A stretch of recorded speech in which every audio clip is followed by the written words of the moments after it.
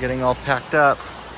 Really don't want to leave this place. I could stay here forever, but got everything packed up. So checking windows, make sure everything's shut. Come back on this side, nothing overhanging, stuff is closed, windows are shut. But I really want to show you guys this. So that's what I was talking about in a previous video, where I'm currently hooked up to shore power, but we're getting ready to leave. So I'm gonna need to undo this, but I need a way of being able to keep my fridge cold. And my fridge runs off of two different methods, either gas or AC power. And so I'm gonna need to make sure that this stays in auto, so that I don't want it running on propane while I'm driving, and my propane tanks are shut off. I'm gonna come over here, and all I have to do is, number one is the exterior cable that you saw, that's shore power, that's off. Then we're gonna go to 2. We can see here, power came back on here. Then I need to turn off the converter, because if you don't do this step, what ends up happening is this will try charging that battery, and it creates like a weird loop, and we don't want that. And then I like to turn off my microwave too, because I don't really use it that much. And there we go. My dad helped me build this. It was kind of quick, and we kind of just used what we had, but it's a little space for Kirk to sit. He's got plenty of room, got tools on the other side. And this allows him, it's also padded on the bottom. He's got a pillow and blanket, and this is his cockpit. This is where he hangs out.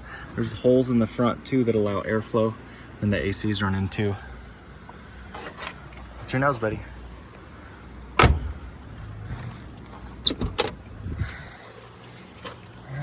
Let's go ahead and start her up.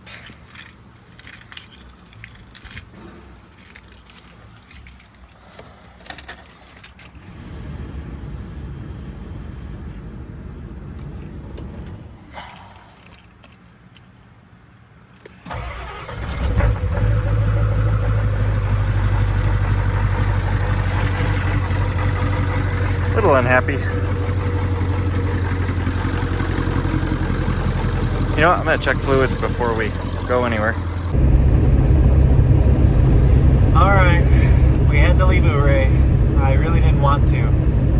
I love that town. I can stay there for the rest of my life. Very expensive to live there though.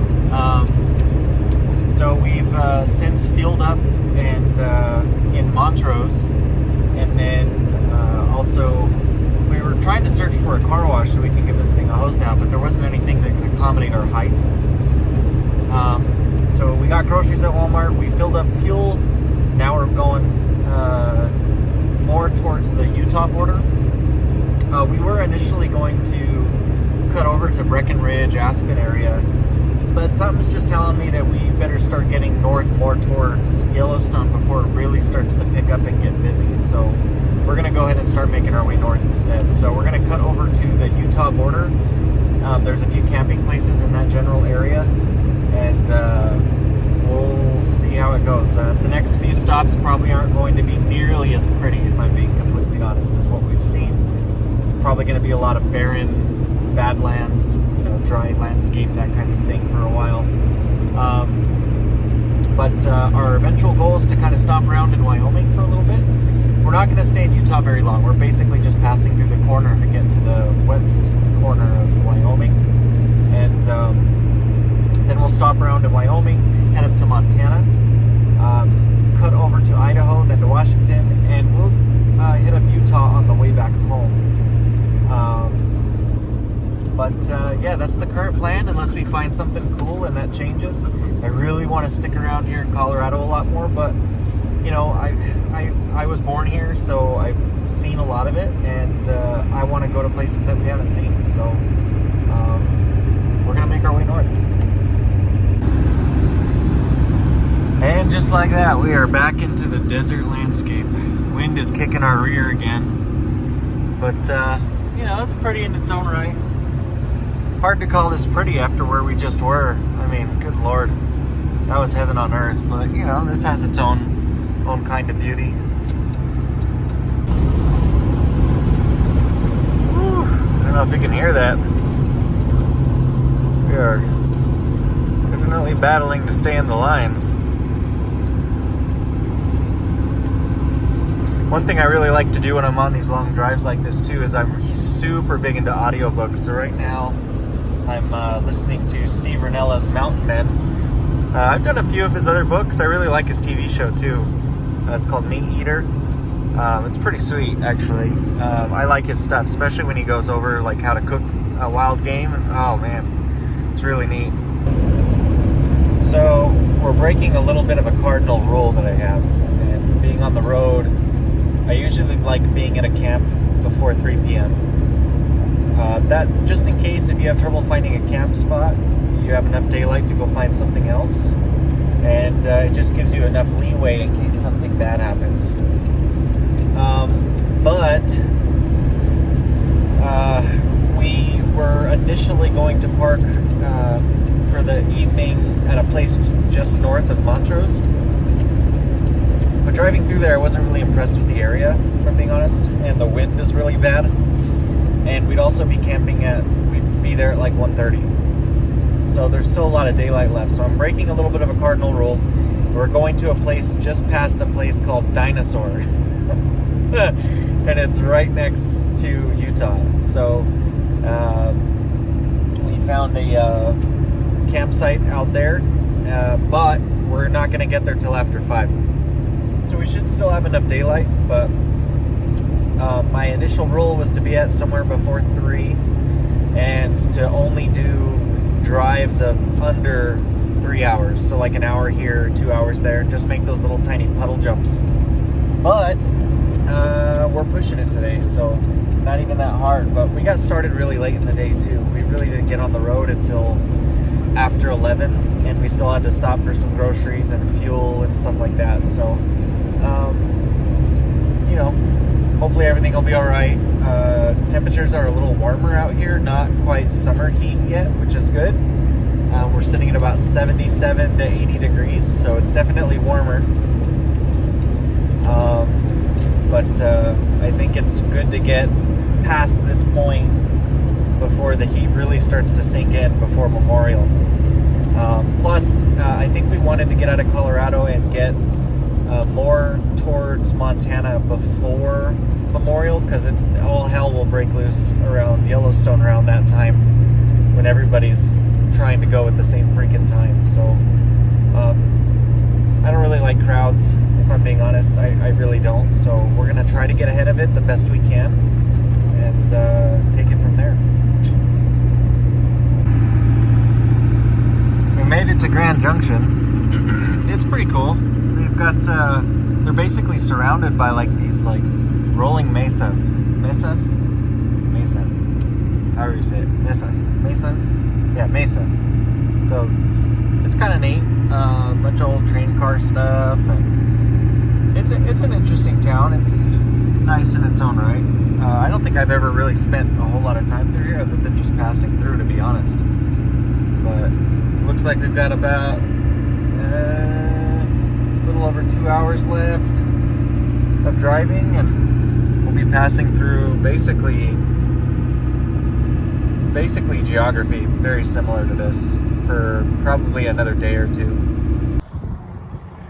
Decided to stop just outside Grand Junction, get a P-brake in, get more fuel, that kind of thing.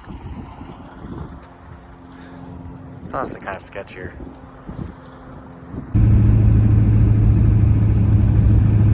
Now we got about 65 miles of this kind of road right now, I think.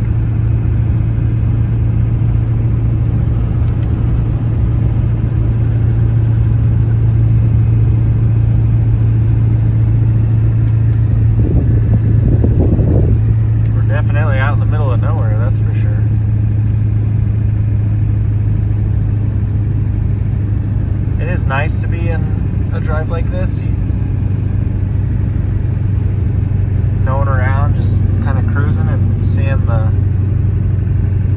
landscape. It's very interesting. Very diverse, that's for sure. You get like these rolling mountains and then a plateau or mesa, and then you get like this kind of like sand, smooth kind of stuff. It's really interesting.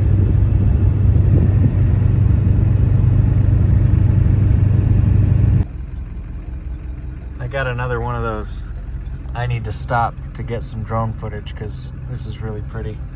Just waiting for my exhaust temperatures to dip below about 300. In a diesel, you don't just want to shut off the motor because you've got hot oil that will get trapped inside of the turbo, and over time that's really bad for it. So if you let it idle for a little bit and start to cool down, it'll get that hot oil circulated out of the turbo and it'll last a little bit longer. Or that's the theory at least. So I like it to be close to about 300, and then we're almost there, and then I'll turn her off.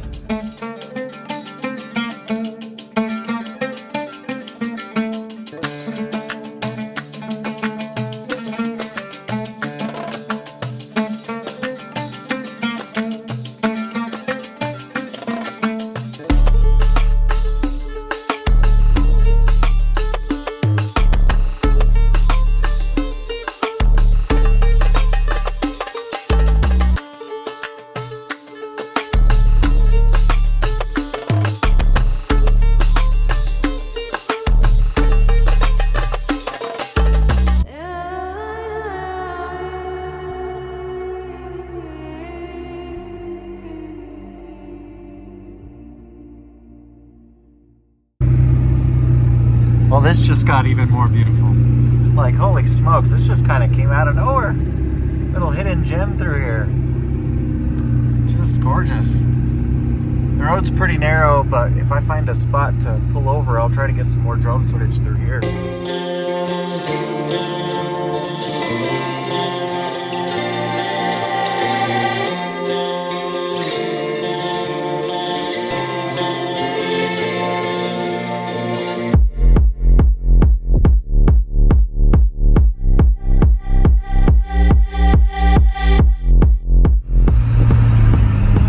Gorgeous, but also kind of terrifying.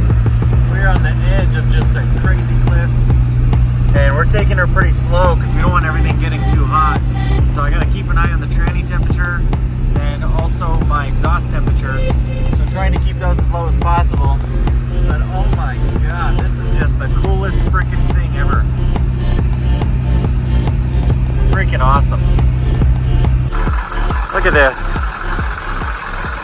We just came down through all of that. I had to keep it in a lower gear just to be able to get down and keep my brakes from getting hot, but it was pretty steep. Man, it is just gorgeous. Beautiful. Absolutely stunning.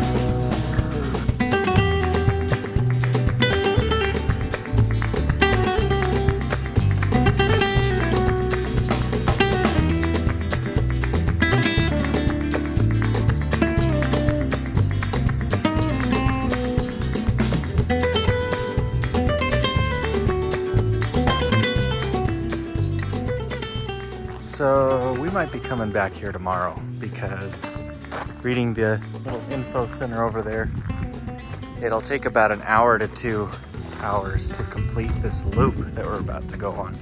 But there's supposed to be some cool remnants like Native American art and things like that. So that would just be super wicked to see. So I don't know how far we'll go. I just don't want to get to a campsite that I don't know and it be completely dark. So we might, this is only about 50 minutes to an hour away from where we're staying. So we might end up coming back here tomorrow before pressing on because this is just too cool. Really pretty.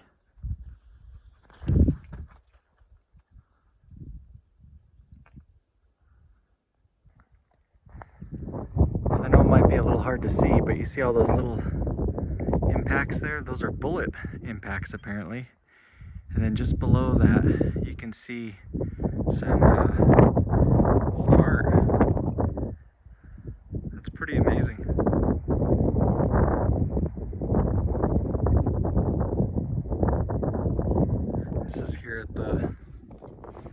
Canyon Pintado.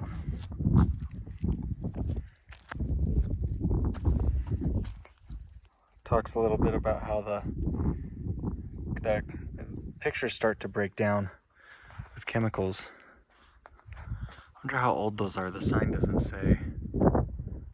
It's pretty amazing. Sucks for the bullet holes though. Somebody was doing some bad stuff. All right, let's continue.